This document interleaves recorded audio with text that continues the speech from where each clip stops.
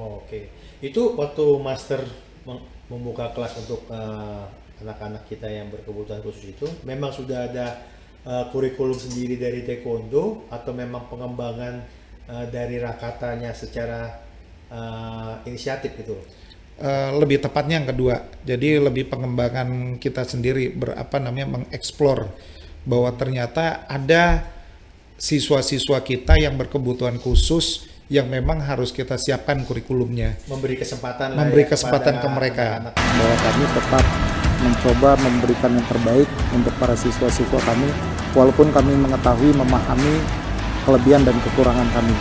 Bahwa kami tidak hanya fokus untuk mengejar prestasi, karena kami tahu taekwondo ini hanya bagian dari sebuah wadah olahraga di mana tidak semua orang tua siswa bercita-cita semua anak-anaknya dititipkan menjadi atlet.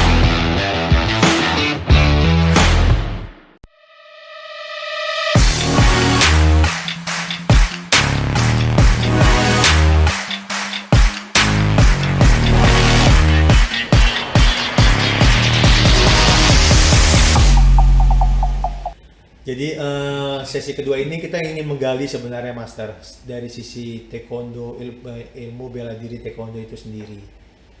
Kira-kira Master bisa cerita nggak sih ilmu taekwondo itu sendiri? Misalkan kita bertanya, gelar Master yang didapat sekarang itu step-stepnya seperti apa sih? Oke, terima kasih Bang. Jadi penyebutan nama seorang pelatih itu memang lebih berdasarkan pada tingkatan sabuknya dan kepada dia mengelola memanage murid-muridnya. Jadi misalnya untuk penyebutan nama tingkatan level paling paling dasar, yaitu kalau memanggil nama pelatih itu sabem. Sabem itu pelatih.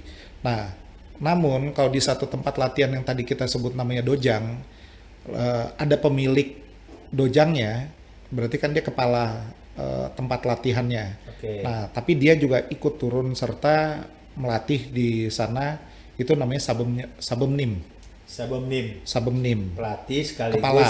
Jadi pelap- jadi artinya itu pelatih kepala. pelatih kepala sekaligus Iya. pemilik dojang. Iya, lebih ke penyebutan pelatih kepala sih sebetulnya. Oke. Pelatih kepala. Nah, lalu di atas itu biasanya untuk sabem dan sabemnim itu sampai dan 4. Jadi mulai dan 1 sampai dan 4 itu penyebutan namanya sabem atau sabemnim. Sabem itu dari Sabem kalau dia cuma hanya pelatih biasa.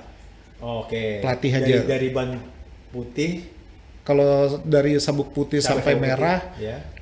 itu memanggil pelatihnya itu namanya sabem. Sabem, oke. Nah, kalau membedakan kapan dipanggil sabemnim itu kalau dia ketemu kepala pelatihnya. Oke. Jadi pelatih atau guru-guru kan ada kepala gurunya lagi. Oke. Nah, itu namanya istilahnya kalau di kita tuh sabemnim. Oke.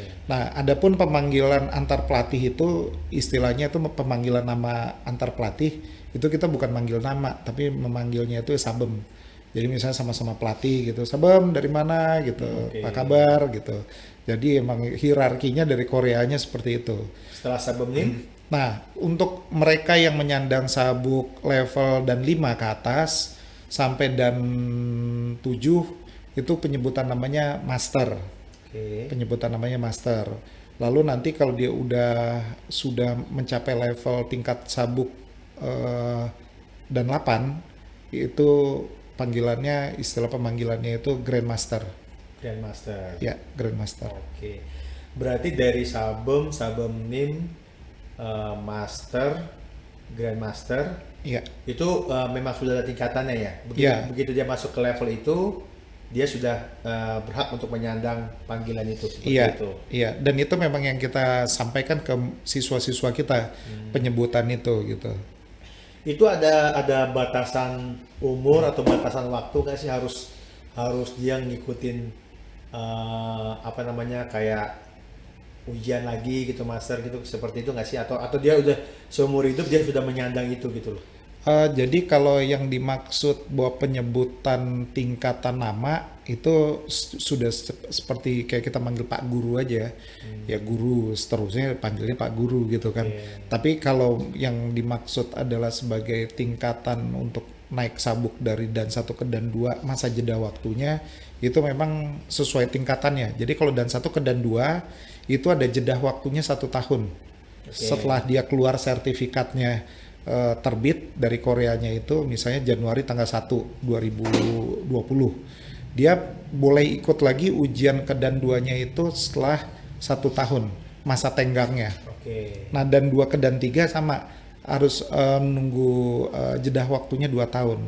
Begitupun seperti misalnya saya mau ke dan 6, saya harus nunggu jeda waktunya 5 tahun dulu.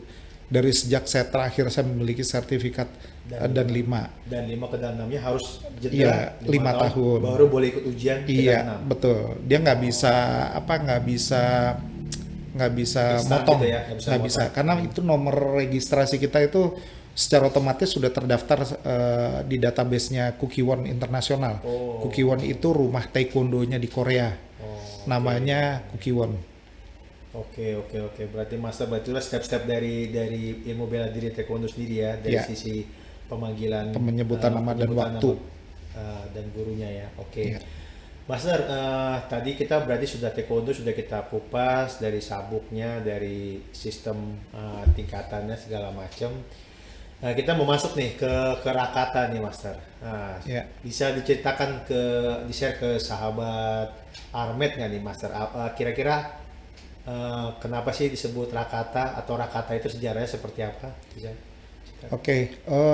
Rakata sendiri sebetulnya pembentukan namanya itu karena nama pendirinya Master Rameni Satria.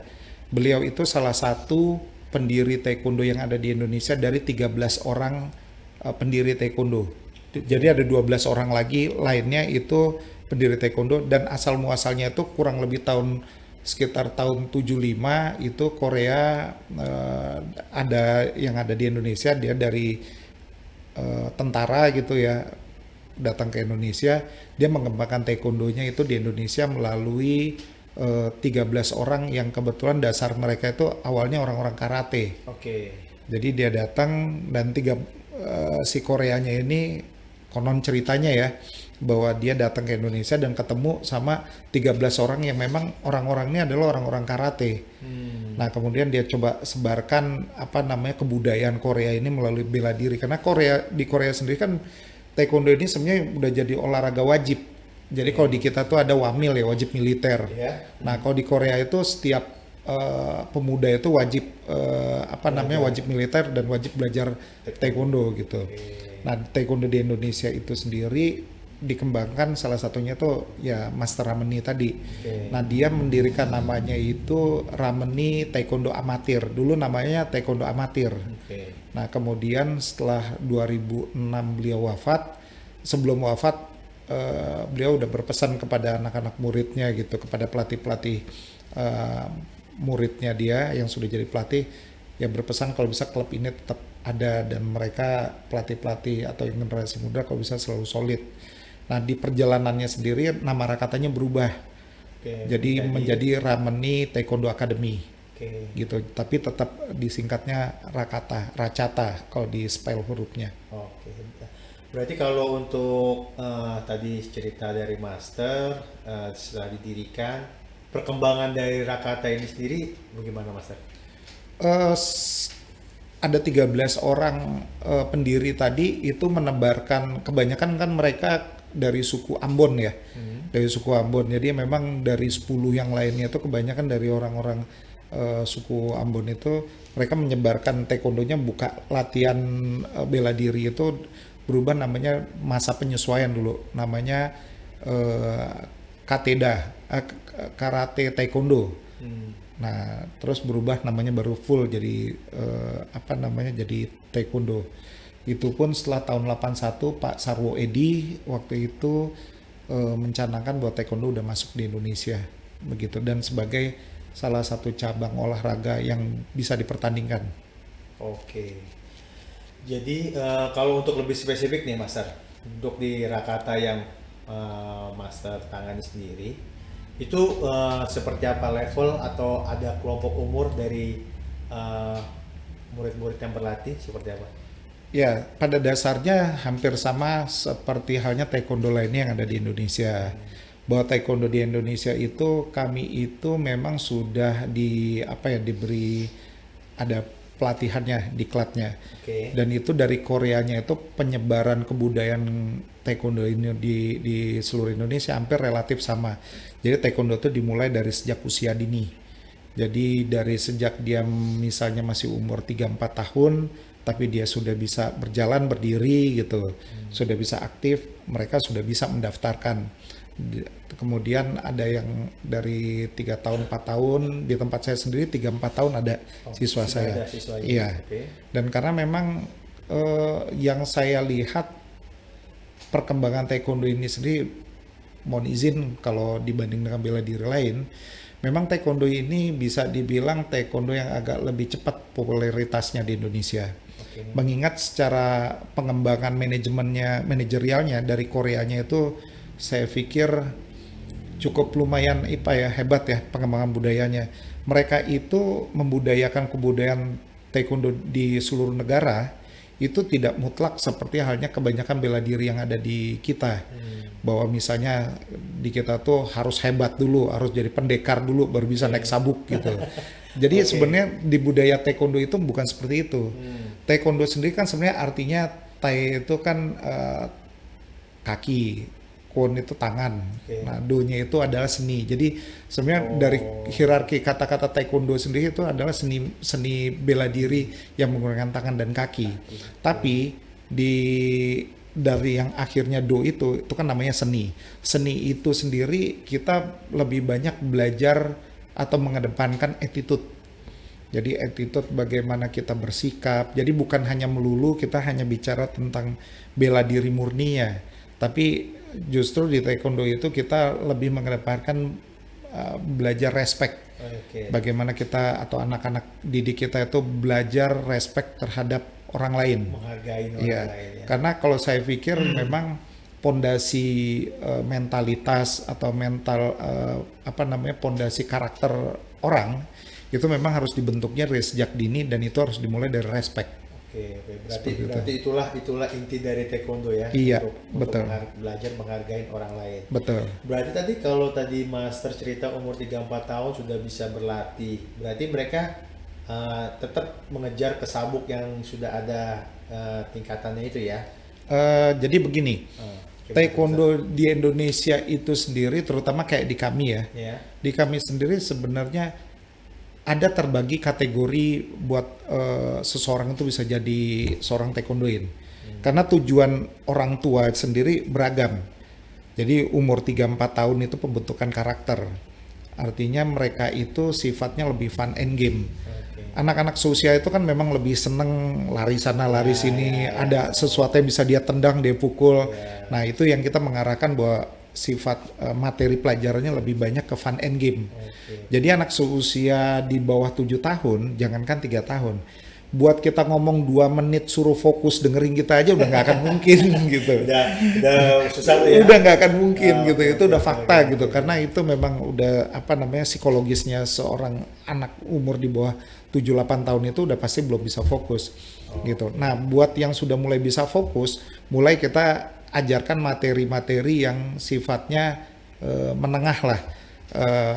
Kurang lebih masih 60-nya fun and game-nya.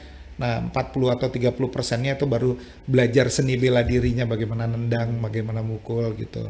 Tapi di materi-materi itu sendiri kan sebetulnya ada latihan mereka untuk belajar bergerak yang diatur, seperti bagaimana mereka sprint, bagaimana dia mengangkat kaki dengan speednya cepat mengangkat kakinya, seperti itu.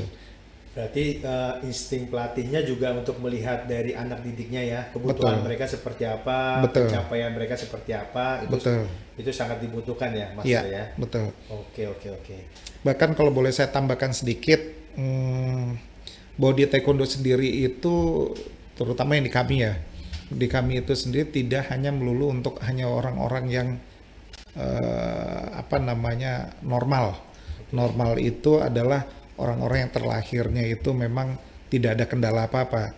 Tapi kita juga mengelola membuka kelas untuk jenis yang peserta atau audiensnya itu berkebutuhan khusus. Jadi kalau istilah sekarang ABK, anak-anak berkebutuhan khusus.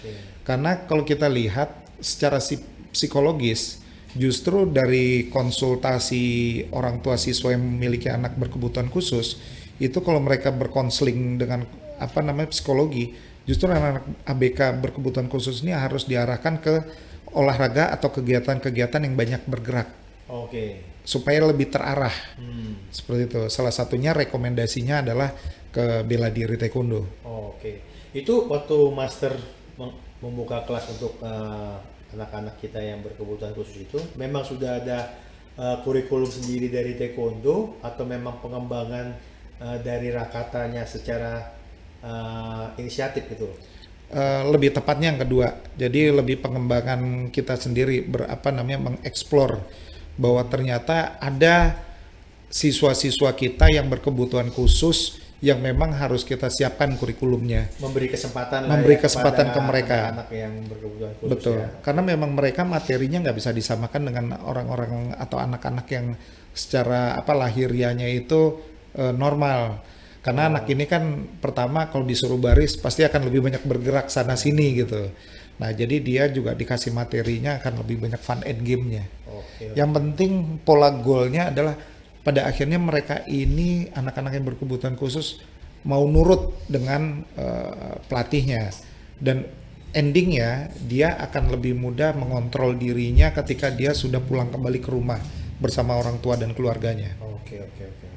Ada berapa boleh tahu Master yang sekarang anak berkebutuhan khusus yang sedang jadi siswa di Rakata? Di kami itu kurang lebih ada 20-an, 20-an 20-an. siswa. Iya. Oke. Iya. Oke nih, jadi untuk sahabat Armet ini kita mungkin ada yang bertanya-tanya pada Master Revino kan, apa benar Master Revino ini seorang master ya kan? Jadi kita akan memperlihatkan sedikit data atau dokumentasi tentang Master Revino. Boleh Pak rekan operator untuk menampilkan seperti apa? Oke, jadi ini Rakata yang dibentuk oleh Master Revino ya. Iya. Itu Dojang. dojangnya berlokasi sekretariatnya Harapan di Indah. Jalan Flamboyan Indah 1, Blok KL nomor 23 Harapan Indah Bekasi. Ini kalau mau berlatih di tempat master ini di dojang ini memang mesti orang Harapan Indah atau orang Bekasi atau semua boleh nih master nih? Ya, karena memang di kita kan udah dunianya digital ya, Bang. Jadi saya itu hanya mencoba menyesuaikan dengan kondisi. Oke. Karena kondisinya sekarang sudah digital, jadi saya tidak menutup kemungkinan untuk orang-orang yang jauh. Cuman ketika orang-orang jauh itu bisa tahu tempat kita ya, kita harus gunakan media sosialnya oke, gitu. oke. Jadi salah satunya itu kenapa ada barcode itu untuk mempermudah memberikan message bahwa tempat latihan kami di sini gitu. Oke. Jadi mereka tinggal barcode itu, dan biasanya juga kami juga menggunakan Instagram atau Facebook untuk yang berbayarnya, iklan berbayarnya untuk durasi 15 kilo dari tempat kami. Dan rata-rata memang tempat kami justru bukan siswa kami yang dari komplek Harapan Indahnya sendiri. Justru malah banyak dari yang di luar dari komplek Harapan Indah. Hampir bisa dibilang yang siswa dari memang orang-orang yang tinggal di Harapan Indah sendiri paling 20%. 80%-nya malah orang-orang di luar. itu ya. Ya, Wah, karena luar- media sosial tadi itu, luar perkembangan media biasa, sosial. Luar biasa master kita ini. Alhamdulillah, Bang. Dan untuk slide kedua boleh ditampilkan, Mas Operator. Oke, boleh diceritakan apa ini Master Revino? Jadi sekarang itu tepatnya di akhir atau di pertengahan 2022 kemarin, pengurus besar Taekwondo Indonesia sudah meluncing aplikasi Taekwondo Indonesia Integrated System. Jadi database semua para taekwondoin, atlet, pelatih, pelaku-pelaku taekwondo yang ada di seluruh Indonesia akan masuk ke aplikasi TIS ini.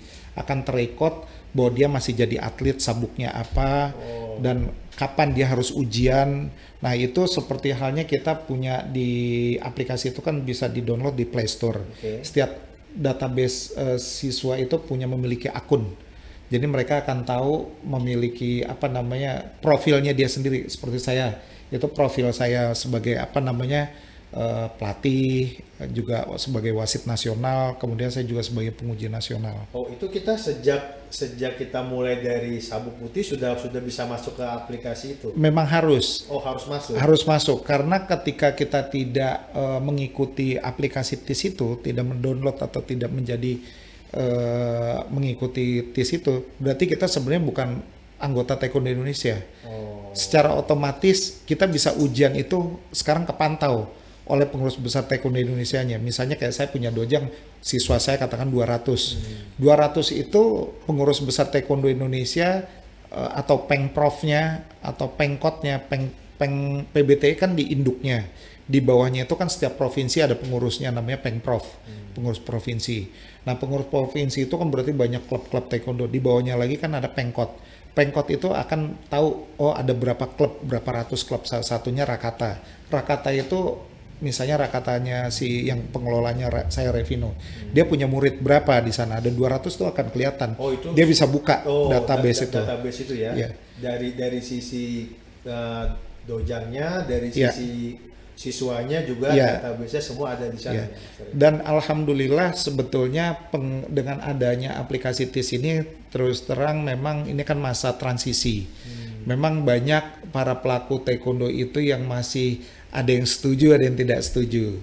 Yang setuju umumnya adalah mereka yang paham bahwa memang database peserta atau membernya taekwondo ini harus terdata sebetulnya. Dan recordnya dia selama dia jadi siswa, dia kejuaraan apa yang dia capai itu rekam jejaknya ada.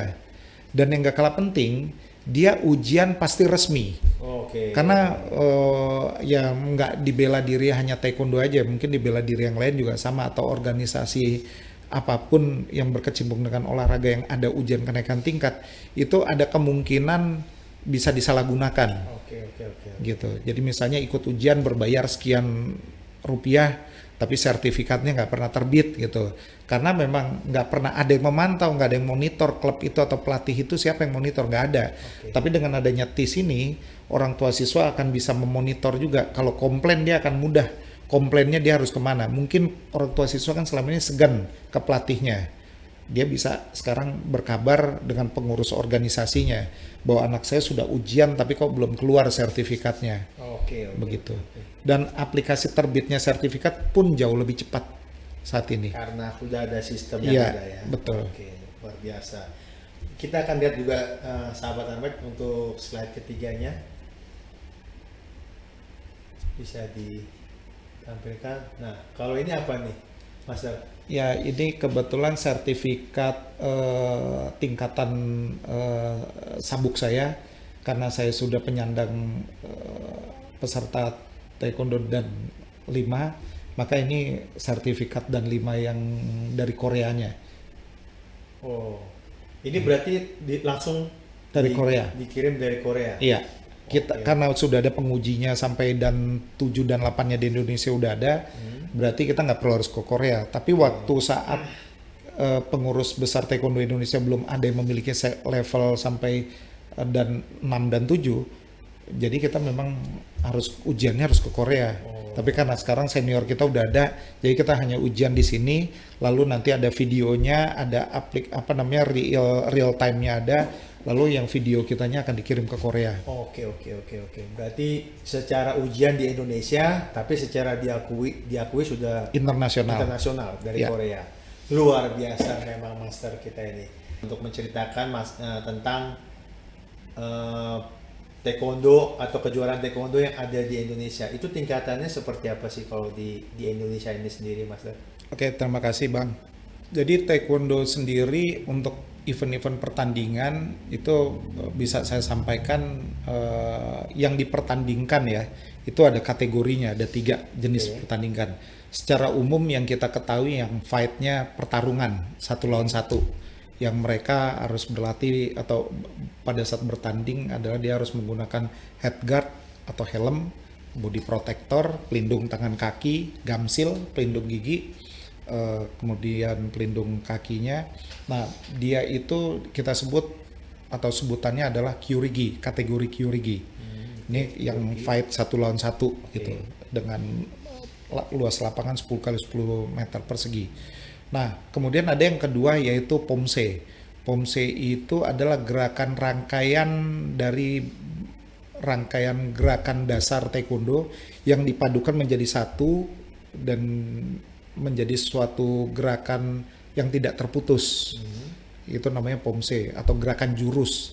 Bahasa simpelnya gerakan jurus yang dipadukan menjadi satu yang ditampilkan oleh seorang atlet itu sendiri. Jadi dia lebih dinilainya berdasarkan gerakan-gerakan tadi itu. Sesuai gak dengan literatur materi dari taekwondo yang memang dari taekwondo itu sendiri. Kemudian ada juga di Pomse ini sendiri ada dua, Bang.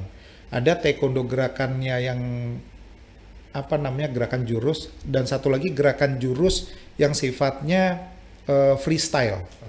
Freestyle itu yang kalau kita pernah lihat di Good Talent ya.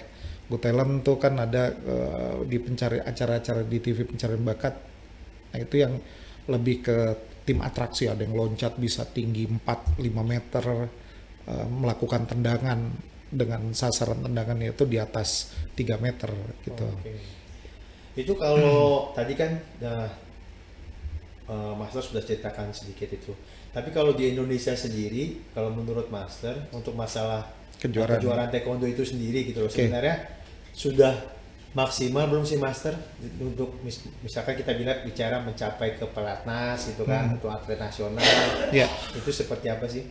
Ya, jadi tadi saya juga sampai kelupaan tuh menjawab yang pertanyaan yang tadi itu, nyambung tapi ini saling berkait, izin. Bahwa kejuaraan taekwondo itu sendiri sekarang paling didominasi memang antara DKI, Jawa Barat, Jawa Tengah, atau Jawa Timur lah ya. Di Sumatera memang sudah banyak, tapi memang masih yang paling mendominasi ini DKI. Jadi kejuaraan-kejuaraan itu skalanya itu, tipe kejuaraan itu ada mulai dari kejuaraannya sekarang istilahnya open turnamen. Jadi open turnamen itu dia kejuaraan yang dibuat oleh panitia, direkomendasi oleh PBTI, skalanya nasional. Jadi ada kelas 3-nya, kelas 2-nya, kelas 1-nya, ada tingkatannya. Tapi sifatnya pertandingannya itu adalah dia tidak kejuaraan berjenjang. Jadi satu kali event itu selesai ya udah ada pemenangnya, juara 1, juara 2, juara 3. Nah, hasil pemenang itu tidak bisa dibawa sebagai mewakili untuk sebagai atlet Indonesia yang akan ikut kejuaraan-kejuaraan yang tarafnya internasional. Kalaupun dia mau ikut atletnya, artinya berbayar sendiri, gitu. Kemudian ada kejuaraan yang sifatnya berjenjang. Nah, biasanya ini kalau kejuaraan-kejuaraan berjenjang ini memang dari mulai IO-nya sendiri itu adalah IO-nya dari pengurus besar Taekwondo Indonesia. Sekurangnya pengurus besar atau pengurus olahraga taekwondonya yang ada di provinsi masing-masing. Jadi misalnya dia skala tingkatan sekolah gitu, namanya PP kejuaraan pelajar se-DKI misalnya. Dia akan dicari siapa pemenangnya. Nah, kemudian nanti se-DKI itu nanti dia misalnya akan bertanding di antar provinsi. Nah, seperti itu. Nah, kemudian ada juga eventnya yang skala tadi kan skala lokalnya tuh. Tapi ada juga nanti setelah itu nanti dia berjenjang. Kalau anak-anak ini bagus, akan ada good talent-nya dari PBT atau dari Pengprov. Dia mewakili provinsi ini akan nanti mengerucutnya akan ikut kejuaraan nasional. Jadi seperti kayak ada tahapannya lah dari provinsi, baru nanti masuk sebagai atlet ponnya gitu, baru nanti ikut di SEA Games-nya. Nah, ini memang dikelola oleh pemerintah dan dia ada pelatihan khusus dari tempat latihan kami yang terkecil. Kalau dia terbaik akan dikelola oleh Pengkotnya dulu sebenarnya sebelumnya. Jadi kalau anak saya dari Jakarta Timur, jadi dia akan dikelola oleh pelatih-pelatih Jakarta Timur, pengurus Jakarta Timur. Kalau dia nanti udah main lagi ke tingkatan level se-DKI dia menang Jakarta Timur, dia akan baru mewakili provinsi. Nah, nanti kalau dia menang baru dia biasanya akan ikut PON. Ikut PON menang baru dia akan pemilihan buat SEA Games atau Asian Games atau Olimpiade. Oke. Seperti itu. Oke. Nah, yang terakhir tuh sebenarnya ada kejuaraan open turnamen juga yang sifatnya internasional. Kejuaraan ini adalah kita berbayar sendiri. Jadi klub atau orang tua siswa berbayar sesuai tarifnya yang diberikan oleh si pemilik event. Kita berangkat sendiri ke sana. Ya bawanya kalau kita dari Indonesia bawa bendera merah putih. Tapi artinya ini tidak berjenjang. Sifatnya festival. Oke. Sifatnya festival. Tapi diakuin Diakuin. begitu dia misalkan menang di luar negeri, dia Ya. ke Indonesia itu akan diakui oleh pemerintah Indonesia. Sebenarnya kalau buat pemerintah Indonesia regulasinya agak berbeda. Dia mungkin akan masuk ke regulasinya untuk apa namanya kebutuhan jalur prestasi. Nah ini yang saya tadi agak terlewat bahwa piagam-piagam dari atlet-atlet ini sendiri yang memang meniti karirnya dari mulai SD, SMP, SMA sampai perguruan tinggi, sebenarnya hasil dari pertandingan-pertandingan yang mereka ikuti, baik itu sifatnya festival atau open turnamen tadi, festival ya open turnamen ataupun kejuaraan berjenjang, itu piagam juara 1 2 3-nya itu bisa digunakan untuk masuk sekolah ke tingkatan sekolah akademis dia yang lebih tinggi. Oke, bisa Misalnya anak kita nih atlet kita SD, dia udah kelas 6, besok mau masuk ke sekolah negeri, tapi kebanyakan japres, kita nyebutnya jalur prestasi itu japres. Dia pingin masuk sekolah unggulan SMP negeri yang bagus, favorit, tanpa harus melalui seleksi nilai akademis sekolahnya, rapotnya atau nilai, kalau dulu kita NEM ya. Nilai akhir ulangannya ujiannya mereka itu nggak perlu. Dia punya prestasi di taekwondo dan sering juara 1 dan dia akan diukur kejuaraan event apa yang paling tinggi karena ada kelas peringkatnya. Nah itu dia apply nanti pada saat dia mau masuk daftar SMP. Nah regulasi itu nanti akan di-approve dulu oleh pengurus provinsinya. Oh oke, ini sertifikatnya memang kita tahu dia pernah adain ini dan dia memang terdata sebagai juara 1, dia akan dapat stamp legalisirnya, sehingga itu nanti yang buat didaftarkan ke SMP maupun yang SMP ke SMA juga demikian. Bahkan sekarang ini sudah banyak perguruan tinggi yang menyiapkan beasiswa baik itu untuk masuk sekolah akademis yang tidak berbayar lewat jalur prestasi. Seperti itu manfaatnya tadi dari kegiatan taekwondo yang awalnya cuma olahraga untuk sebagai self defense mereka, kemudian akhirnya bisa menunjang untuk karir sekolah akademisnya. Seperti itu. Oke, Master. Berarti sudah terstruktur berarti kalau di negara kita ini ya. Iya, betul. Secara proses dari dia tingkat kecil sampai dia level nasional. Iya, Oke. betul. Master, kalau tadi kita bicara program taekwondo secara nasional kan udah Master jelaskan seperti tadi. Kalau untuk Rakata sendiri, ini programnya seperti apa sih? Misalkan latihannya hari apa, terus gimana cara mendaftar atau seperti apa program-program latihannya bisa disampaikan Kak Master? Oke, klub kami sendiri, Rakata sendiri punya program latihan. Jadi kalau karena memang Rakata sendiri dojangnya atau tempat latihan unitnya itu kan udah banyak. Sekarang kita hampir bisa dibilang lebih dari 60 unit yang ada di Indonesia. Baik itu di Jawa, maupun di Sulawesi, kita juga ada dojang juga di Sulawesi. Ada di Jawa Tengah kita juga ada. Terus kalau di DKI udah pasti yang paling banyak gitu.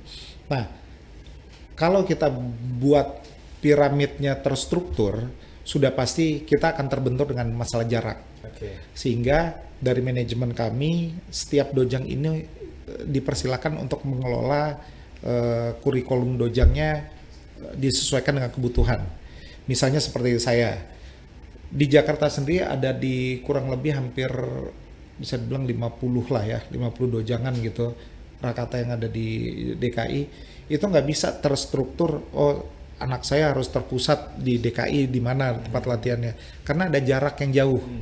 Nggak akan mungkin juga, apalagi sekarang kan sekolah akademis kita tahu rata-rata pulangnya SD aja udah sampai jam 3. Terus SMP SMA udah sampai jam 4 jam 5. Kapan lagi dia mau latihan? Dan kapan lagi dia harus belajar di rumah untuk istirahat, besok harus sekolah lagi. Sehingga dari kami mempersiapkan atau mengelola sekolah program latihannya itu diserahkan ke dojang masing-masing. Dan ada di taekwondo ini uniknya, kalau kita menyebutnya ada taekwondo yang sifatnya pingin bikin program prestasi, ada juga yang memang taekwondonya taekwondo rekreasi, kita nyebutnya rekreasi. Jadi karena ini memang ada demandnya, artinya bahwa tidak semua anggota siswa kami yang memang tujuan orang tuanya ingin menjadikan anak-anaknya jadi atlet, tidak semuanya. Bahkan bisa dibilang kalau dari rekam jejak data kami, paling yang memang penggila lah saya nyebutnya ya, istilahnya penggila taekwondonya, yang senang anaknya sering ikut bertanding, gitu kan. betul. Ya, Itu paling 20-30%. Katakan saya punya murid 100, yang penggila itu paling juga cuma 3 orang gitu loh, yang memang habis event nih setiap bulan. Kan kalau di taekwondo ini uniknya memang udah kejuaraan, udah kayak pertandingan bulu tangkis, tiap minggu tuh ada kejuaraannya. Tinggal orang tua siapin duitnya, pelatihnya siapin programnya, ya udah kita daftar gitu. Nah, jadi kalau yang tadi saya bilang bahwa cuman sekitar maaf bukan 3-4 orang, ada 20%, 20 orang lah ya. Nah, 20 orangan itu pun kan yang tidak artinya tidak berminat buat anaknya jadi prestasi, artinya kan kita sendiri kan harus memberikan dia panggung. Artinya ada program kejuaraan taekwondo yang sifatnya festival tadi. Nah, ya dia ada panggungnya masing-masing. Kalau buat yang prestasi di tempat kami itu latihannya seminggu 6 kali. Ya, membangun motivasi dari siswa sendiri gitulah ya. Betul. Untuk ikut bertanding, berkompetisi seperti itu ya, Master. Karena prestasi di taekwondo sendiri sekarang udah cukup rapat, persaingannya ketat.